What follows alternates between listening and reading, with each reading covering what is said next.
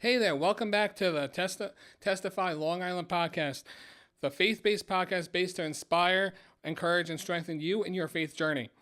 Whether you're new to believing, walking through trials, or standing firm in God's promises, this is the place where testimonies come to life.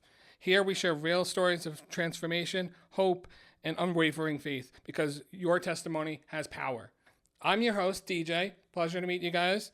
Today's episode is going to be a good one. I got a new one for you today, but we got two awesome guests with me. You're going to love to hear their story. First up, meet Tommy Lanham. Now, Tommy's life has been anything but ordinary.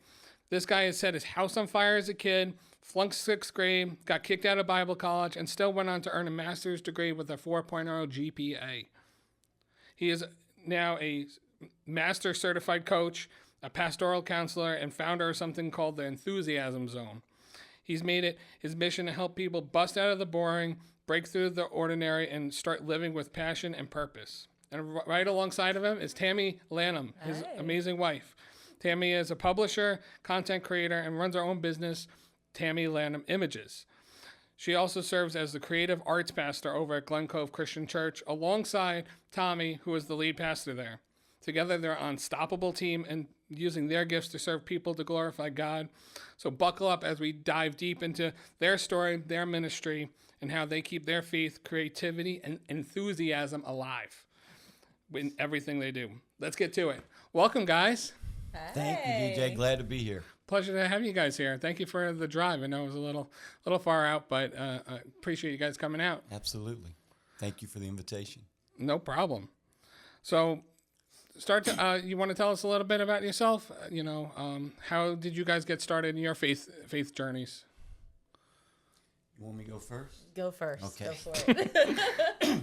It was interesting. My early childhood, I was in northern Kentucky, just south of Cincinnati, and my parents didn't go to church that much. They went what we called Creasters. They went for Christmas and Easter. And then when I was 5 years old, I actually set our house on fire. Mm-hmm. And my mom and dad were talking about moving from that area down to where they grew up down in southeastern Kentucky. Before I did that, I just helped them make their decision a little quicker. But the interesting thing is when we moved back down to southeastern Kentucky, where both my parents grew up, my mom began to take my sister and I to the church that she grew up in. Mm. And it was in that church that I first really got those foundational teachings of the Bible, began to learn about Jesus. This was around 5, 6 years old. I was about 14 when I made the decision to follow Jesus, and I was all in. I was over the top. I was ready to do whatever I could, and then I switched schools to what we called junior high school. In my system was 8th and 9th grade. So when I went into the 8th grade, I switched schools, and that was not good for my faith. 8th and 9th grade was not good for me as far as following Jesus. I did a lot of things I wasn't supposed to be doing. My devotion to Jesus just was not there. I continued to go to church. I was even active in the youth group. Mm. But I wasn't developing that relationship with Jesus. And it wasn't until my sophomore year of high school that I really began to think about, what am I doing? And I began to have this feeling of inauthenticity because I was pretending to be one thing in one place and I was something else completely in another environment. And I finally came to a place where I just had to ask myself, are you going to start taking this serious or are you going to give it up altogether? Because I couldn't continue doing what I was doing. Fortunately, I made the decision to start taking it serious. And that is where my faith began to grow, is during that sophomore year of high school. So much so that by my senior year of high school, I had felt a call to go into ministry, ended up going to a Bible college when I graduated high school.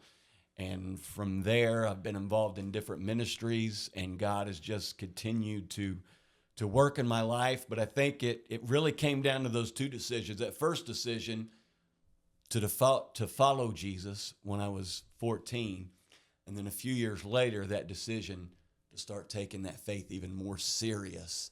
And that's where my faith began to grow and to develop. That's awesome. I mean, that's a heck of a story, but that's great to hear. Like, all started with a house fire.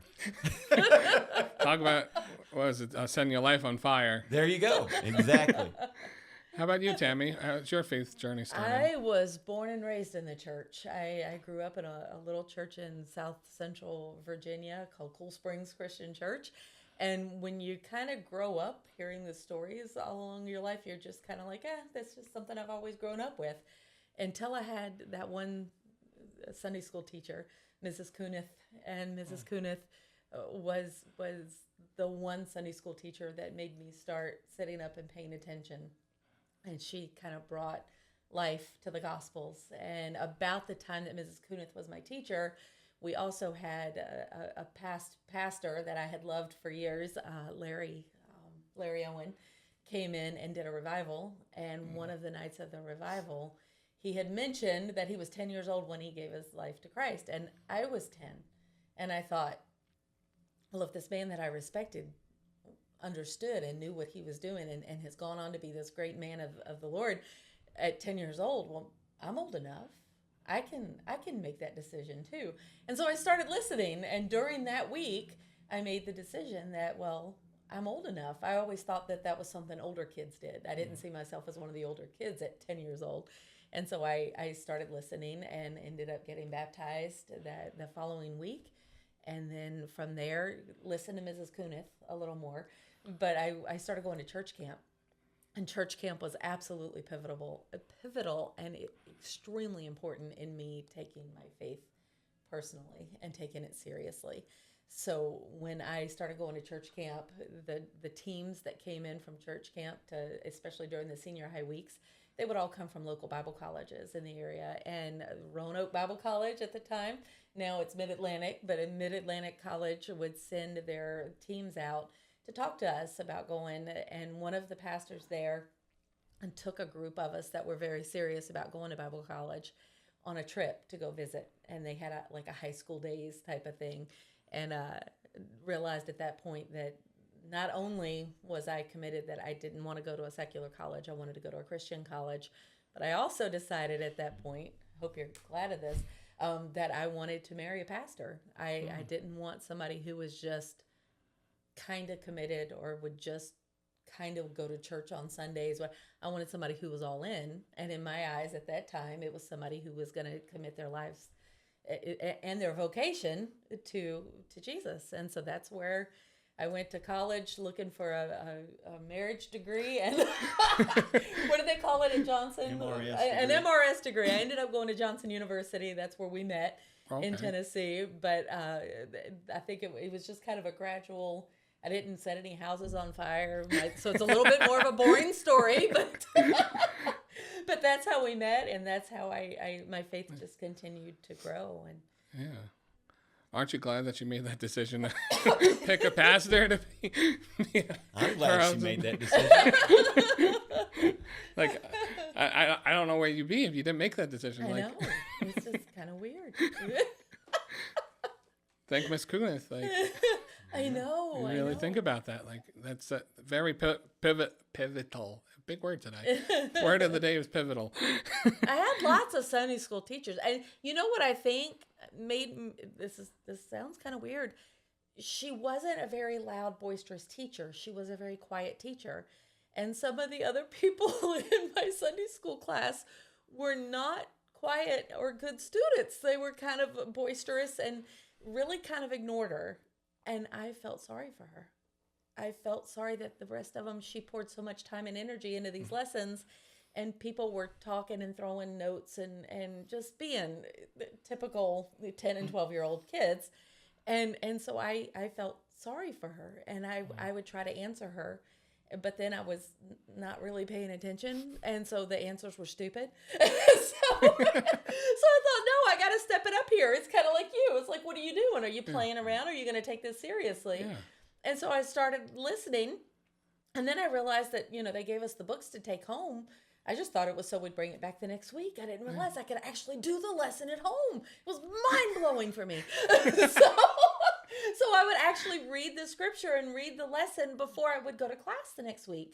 And she started noticing that I was taking an interest, and so she took a special interest in me, and she really did. She really changed how I looked at myself, and changed how I looked at Jesus because of the way that she taught. That's so sweet. Like just to know that, like you take, when you think about it, you take somebody under your wing and just wanting them to do better, and you're a product of that. Like that's incredible. So how has your relationship with God shaped the way you see your purpose? So now that you guys, you found God, did it immediately shape your purpose? Like, oh, I know I'm going to want to get into ministry. I know I'm going to, did that come to mind?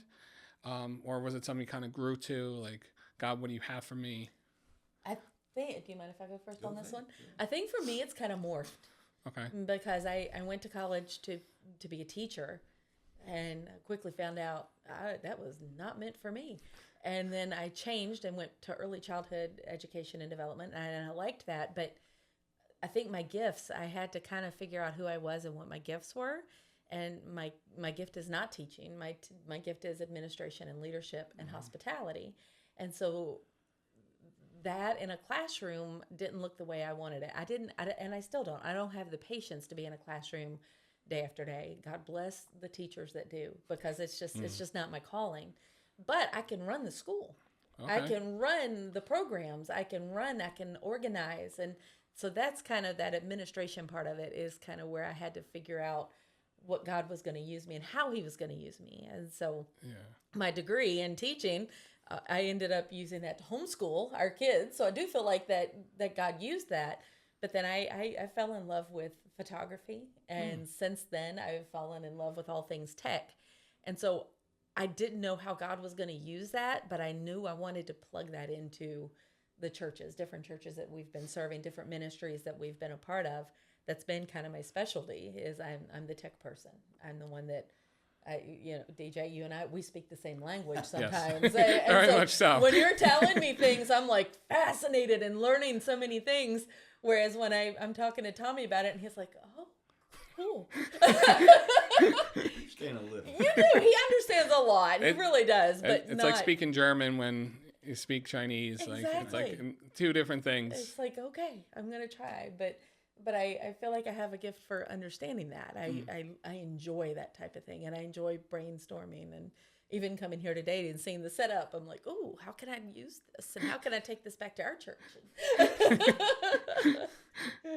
What about you, Tommy? That's an interesting question. I remember growing up in that church that my mom took my sister and me to after we moved back to southeastern Kentucky. And we were there almost every Sunday. My grandparents were still involved in that church, grandparents on my mom's side. And I was just a little hyperactive kid in that church. And one of the things that I would do is, if you remember the old-fashioned churches, after the service, they'd have one aisle down the middle of the church, and everybody would crowd that aisle to come out of the church. And they'd all shake the pastor's hand as they go out. Well, I would get into that crowd, and I would come through, I would shake the pastor's hand, and then I would turn around, and I would fight the crowd. They're all coming this way. I'm going that way, getting back in. And I'd get back in the line, I'd come through, and I'd shake the pastor's hand again. And I'd turn around, and I'd go back through. I was doing this every Sunday. I was knocking over old ladies and everything. It was I can see you doing crazy. that, just running. A nuisance. Yes, a nuisance. That's the word. Probably a kind word for it. And one Sunday, I was doing that, and I came through, and I shook the pastor's hand probably for the fourth or fifth time that Sunday. And he put his hands on my shoulders. And I thought, what in the world is he getting ready to do to me? And he took a hold of me, and he brought me over beside him. And he said, why don't you just stand beside me and shake everybody else's hand as they go out? If he had given me $1 million, it would not have meant more to me. Wow. Than that. It was amazing. And every Sunday, I can't remember how many weeks this happened, but for several weeks, I would come down, I would shake the pastor's hand, and then I would stand beside him. His name was Jack Bunch. And I would stand beside Jack, and I would shake everybody else's hand. And who knows, maybe that was the early seed of God calling me to be a minister and to preach. And then I remember taking home Sunday school material, and I would stand on the hearth in front of our fireplace at my house, and I would read it, pretending like I was preaching, and my family would be out there. And that just, it wasn't that at that point I was going, oh, I'm going to grow up and be a minister one day. I'm going to be a preacher one day. But it obviously was in there. Something was in there that I was acting that out. And as I got older, I got into music. I loved music. And matter of fact, when I first went to college, when I went to Bible college, I majored in music. And it was during that first semester that I felt God calling me, not out of music, but not to focus on music, to focus more on the preaching aspect of it. And so the second semester, I switched over to the preaching program, and that's what I ended up finishing. And I went on, continued to do music. I ran a ministry for 8 years called Upside Down Ministries, where it had a lot of music involved in it, but it also had a lot of preaching and teaching involved in it as well. And it just shows you how God kind of shaped me along the way. When I was 15, our youth group was doing a youth Sunday night. It was on a Sunday night, and we were going to handle all the services, doing the preaching and the praying and the worship leading and all of that. And my youth leaders asked me to do the sermon. Kind of freaked me out, to be honest with you. But I said yes. And my minister at that time, his name was Monty Cooper. He's the one that had baptized me just about a year earlier. And he sat down with me and helped me write out my first sermon. I prepared a 20-minute sermon, and I got up there. I was scared to death, and I was so nervous that I preached that 20-minute sermon in all of about 2.5 minutes. Wow, that's quick. Yes. So I was completely done and didn't have anything. My church today is probably saying, I wish you would preach us those 2.5 minute messages. But I had little different things like that throughout my life that, looking back on it, I could see how God had shaped me for what I'm doing now. But in the moment, I didn't necessarily realize that, but it slowly developed into that. Like I said, it was my second semester of college before I finally came to the realization, God's wanting me to preach. And so that's what I started sinking myself into at that moment. I got to ask, what did you do in music? Did you play an instrument? Did you sing? What was your... My focus was singing. I was actually a voice major when I first went to college. I do play the guitar, and I also play the piano. I've tried to learn the harmonica, but that hasn't gone very well. Could you see him as the worship leader for the church? I think that'd be interesting. He's done worship leading. I've done worship leading. Matter of fact, when I was with Upside Down Ministries, this was back in the early 2000s when some of the churches were still going through that major transition of traditional worship to contemporary worship. And I worked with a few churches. I would be with them for a year, helping them in that transition. Looking back on it, it probably was not a great format for that. But in the moment, that's what I felt like God was wanting me to do. So I would go in, and because I was raised on the traditional stuff, I knew that as well as I did the contemporary stuff. So I was able to make that bridge gradually over the course of a year, instead of just saying, okay, today we're throwing out all the hymns and we're just going to do contemporary praise courses today. We didn't do that. We gradually, over the course of 12 months, went from the majority of it older traditional hymns to where by the end of the year we were doing mostly contemporary stuff. Interesting. Yeah. It's very interesting. It reminds me of, Phil Wickham. He modernized a lot of the contemporary hymns. He's still doing it today. Yes. So it reminds me, when you were saying that, like transitioning it to that, like that, it reminds me a lot about what he does, and very cool though. Yeah. And a lot of Upside Down Ministries, like I said, I did that for 8 years. A lot of it was music oriented. I did, quote, concerts, like small concerts in churches, not arenas or anything like that. I even talked with a recording studio about making a CD that never materialized, but we were in the talking stages of that. But again, even though a lot of it was music oriented, I still felt like my focus was to be preaching, and actually through Upside Down Ministries, that was still a transition. Now I do very little music. I do a little bit here and there, but most of it is teaching, preaching, and life coaching. That's awesome. Yeah. That's definitely something I didn't really know about you. Well, there you go. I've known you a few years information. now, and you learn something new. So now, how is like your faith or your music or your photography? How has your faith influenced you guys doing this? Like, so you're not just pastors for the church. You have your own ministries, your own businesses that you do. Enthusiasm Zone, Images. Like, how has your faith influenced it? Like, whereas some business owners that don't have faith or are new to faith may not like see how it affects their day to day, but you know, how would it impact you? Like, do you reflect your faith against your business decisions, against things like that? We talked about this a little bit earlier today. One of the things that I think we've come to learn is that wherever God leads, He's going to provide. And sometimes it's leading us into the scariest mess you've ever been in. And you don't know how in the world you're going to make ends meet. You don't know how you're going to feed your kids. You just don't know that right there, that might not be a good decision. But we've taken the jump anyway in different areas of our lives, in different times of our lives. And wow, it's like God shows up. And I don't know why I'm surprised at it, but there's been times that God just shows up in miraculous ways. And it's ways that you hear missionaries sometimes tell their stories about, and at the exact right moment, this happened and it all worked out. And you're like, is that really how it worked? Because that's just almost too coincidental. Seems too perfect. Yeah. God does that because we saw it. We saw it time after time after time. And we had a one time, once ever, we were getting ready to miss a house payment. And we had never missed any of our payments. We didn't have a lot of left over, but we always met our bills and met our obligations.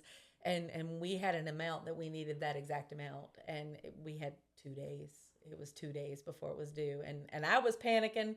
He's more laid back, but he wasn't too worried about it. But we were trying to figure out how we were going to do this.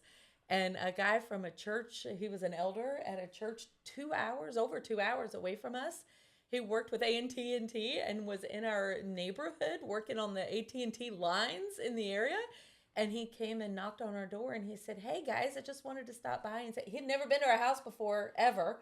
I'm not even sure how he knew where we lived at that point. But he just showed up. Tommy had spoken there a few times as a fill-in kind of a thing. Yeah. And he said, "God told me to bring this to you." And it was a check and it was for the exact dollar amount. I'm not kidding. The exact dollar amount that we needed to make our house payment.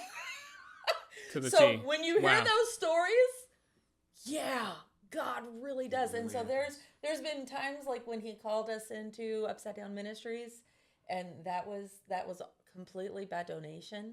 We did not have a regular paycheck for 8 years. And it was just kind of that. We would go to the mailbox and hope and pray that we had enough that people send in donations, and we always did. And it was just such a huge blessing.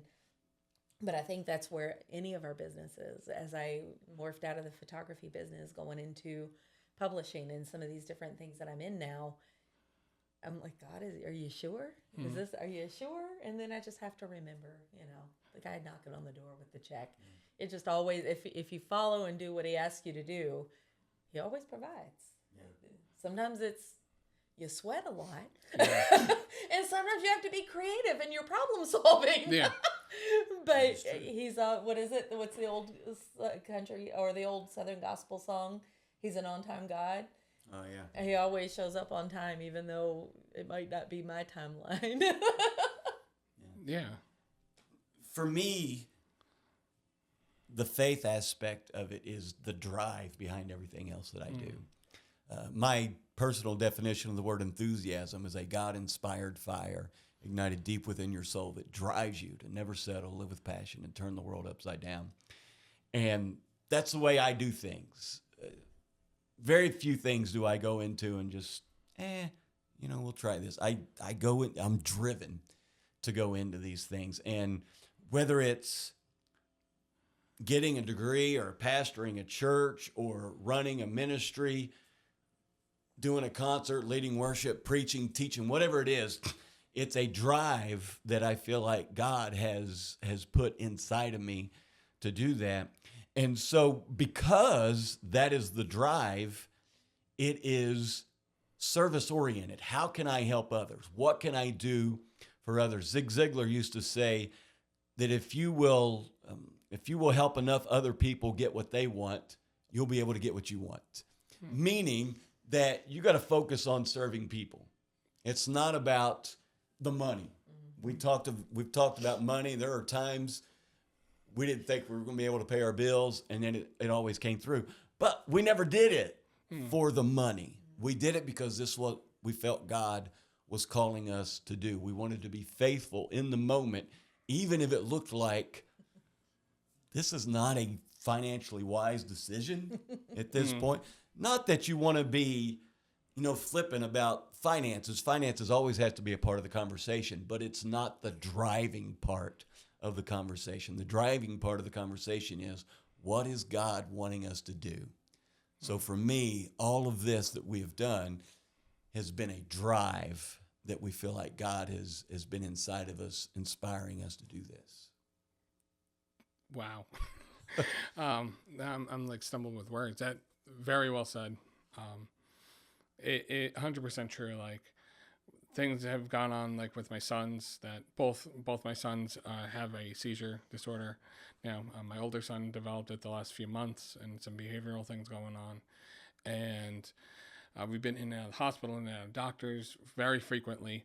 And it's one of those things that it was hindering my time at the church. So I was like looking at it like, what do I do? And I was talking to my pastors about it, and they're like, do you need to take time back? I know you're going through a lot.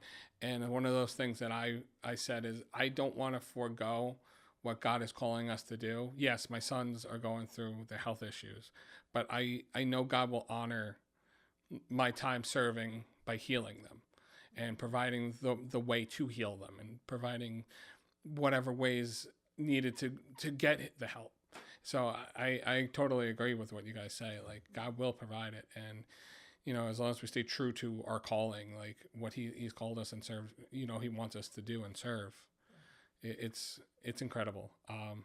So now let's see, what is, other than the financial aspect of it, what is a challenge you guys faced that you had to fully rely on God?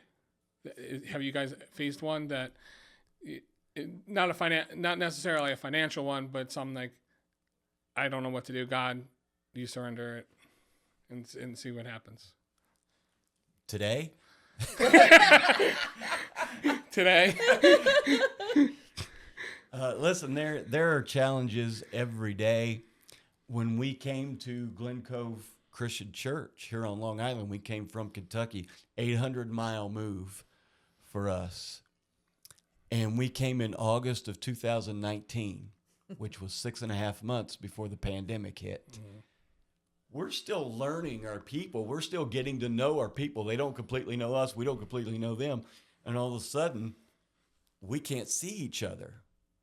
At least not in a normal situation. We don't see each other for several months. And we've got to figure out ways to keep this going. And it was funny at the time, or actually just before that happened, Facebook was set up where you could invite people in. You could do a Facebook Live and you could invite people. I think they've gone back to that, or at least they had. But they had done away with that in February of 2020. Oh my gosh. And we were thinking, okay, this is how we're going to do church. We're going to do a Facebook Live, and we can invite people in from, like, we've got another pastor at the church, and we could bring him in, and then we've got the worship minister. We could bring her in. But when we started investigating that, we realized that Facebook no longer did that. They didn't have where you could invite people in. Oh my gosh. And so we were like, what are we going to do? And so I just started praying and searching. You know, there's a passage of scripture where Jesus says, ask and it will be given to you. Seek and you will find. Knock and the door will be open to you. So I just started asking, seeking, and knocking. You know, I was praying about it. I was researching, trying to creatively figure out what we could do. And then we were going to take action on that. Yeah. And we discovered Be Live, which had just gone public in February of 2020. And it was March of 2020 when everything shut down. And it supplied for us the ability to be able to do this, where we could bring in the pastor from his home, the worship minister from her home, and we could bring all that in and be able to do a service. And listen, that was just one challenge in all of that. And I know we're not unique in that. Other churches had that challenge. The tech geek in me got so excited. I'm like, what is this Be Live thing? Oh my gosh. And we did. We made some amazing services. We were reaching somewhere between 7,000 and 8,500 people a week through Be Live, through our online services. Wow. And you know, we're a smaller congregation of 100 or less. And so that's some big numbers of people that were tuning in and watching every week. That was phenomenal. And there were some that were saying, well, we're not going to be able to do this. And I just could not accept that as an answer. Yeah. Even though it looked like we were not going to be able to do this. Tammy's admitting it. It was her. He was so nice when he said there's some that. No, he looked at me and I said, oh, I don't think we can do this. And he was like, oh, watch me. I will find something. And he did. He proved me wrong. I found Be Live, and it was, I don't know, maybe several hours. I can't remember, but I was just researching online and Googling different stuff. And I'm like, oh, that didn't work. Let me reword that. No, and I came across Be Live, and that's what worked for us. And we continue to use Be Live for some stuff. We don't use it for our worship service anymore. But for what we needed in that moment, we didn't know it existed, but we asked, we sought, and then we took action and made it happen. And it was a big challenge that we were able to overcome. That's amazing. Like, I remember during that time, before I had met you guys, you telling me that story though. That's incredible. Like, and technology is such it's a what is it? A blessing and a curse. Yes. The curse is a lot of evil things. Gremlins that show up. They still come around every once in a while. All those gremlins, they're in the computer here right now. Trust me, we've been dealing with a lot of that. So I need to get some gremlin repellent. That would sell. I know, right? You can come up with that. That would sell. That. I can help you market that. Let's do it. So have you guys ever had to make a tough choice based on your faith? So something that was hard that felt against your faith, that some came up. Did you ever come across that at all? I tell you, not that I can think of right off. The hardest choice I think we've had to make as a couple and as individuals was coming to New York and leaving everything we knew in Kentucky. And we had seen, there was a Facebook group that for independent Christian church ministers, and they had listed, the previous minister had listed, hey, I'm getting ready to retire.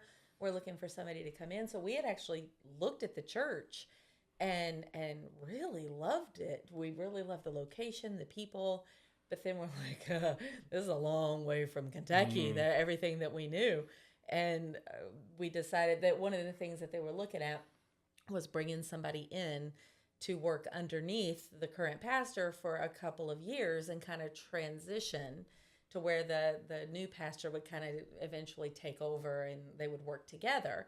But they were offering an apartment that was in the basement of the pastor's house. Really nice apartment, except we had 2 teenage kids that would have to share a room. And for where a preteen, they were right at that age, that tween. And for where we were in life, we were like, oh, that was kind of a deal breaker for us. We didn't really want to do that.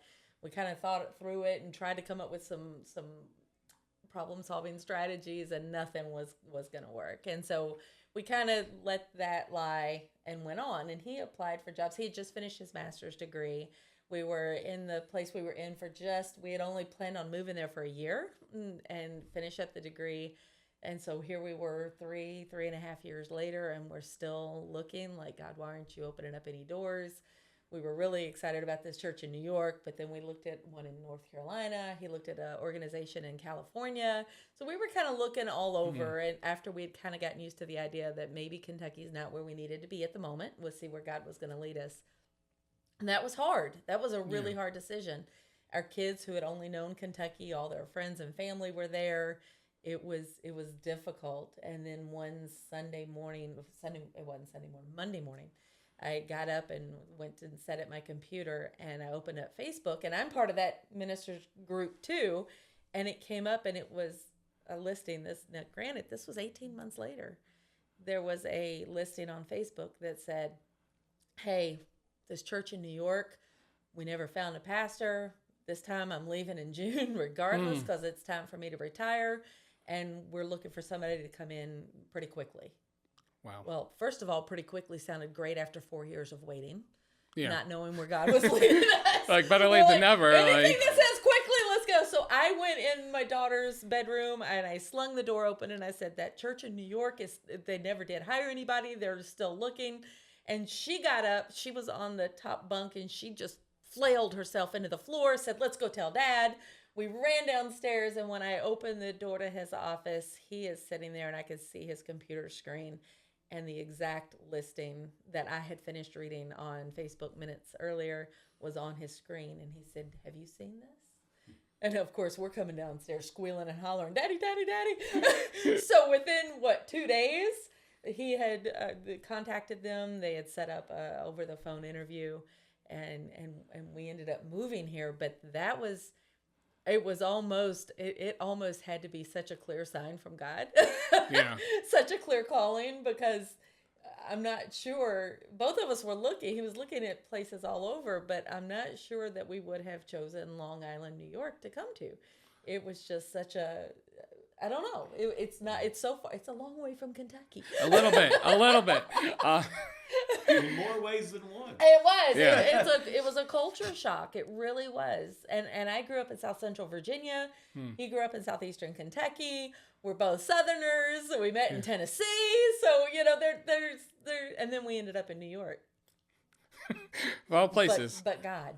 Exactly. But God. Like, no, like, you never know, like, if you looked at yourself and God told you, oh, you're going to be in New York, you'd be like, what are you talking about? Why am I going to New York? Like, there's no reason. In Long Island specifically, like, it's such a unique area that not many people talk about.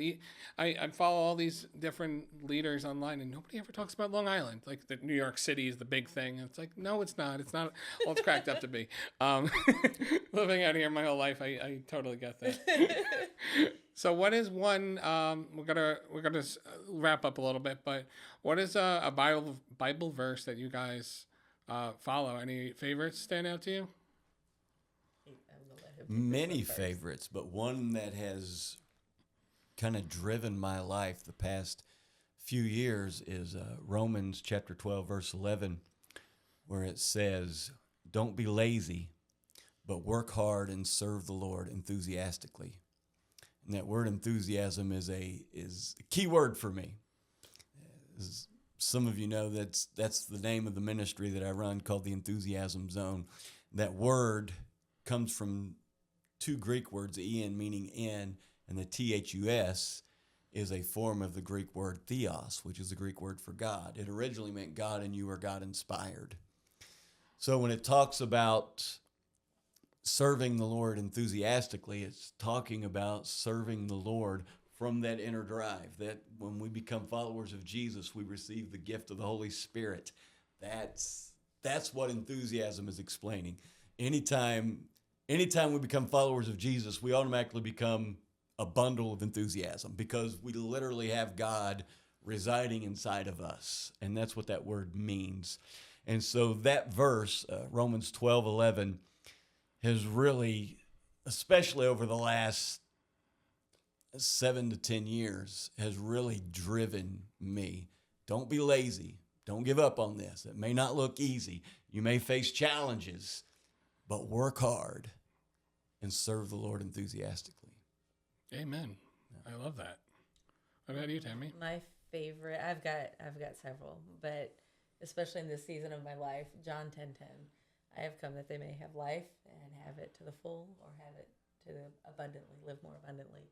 I feel like I've always been a big follow what your passion is. If you take a job just because it's a job and you're not serving anybody and you don't really care about it, all you're in it for is the paycheck, that is not life, and it's not life abundantly. Mm-hmm. I feel like the biggest joy in life is finding what it is that God has blessed you with, what skill set, what passion, what heart he has shaped you with, and then turning that around and serving the kingdom with that. And that there is no life more full than using those gifts that he gave you to turn around and give back to him. That's a passion of mine. And that's incredible. Yeah. So that's my favorite verse at the moment.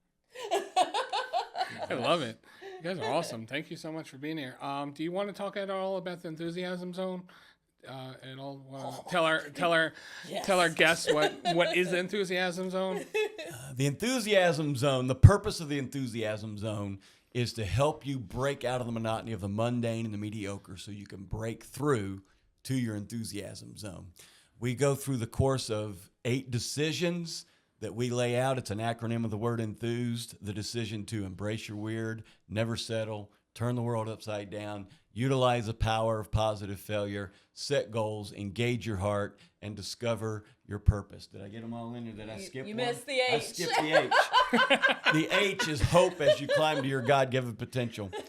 And through the teaching, through the coaching, and through our retreats, we hold an annual retreat every year called the Enthusiasm Experience, where we take about 50 hours of time on a Friday, Saturday, and Sunday morning, and we dig deep into those 8 decisions, not just what they mean in general, but what they mean to you individually.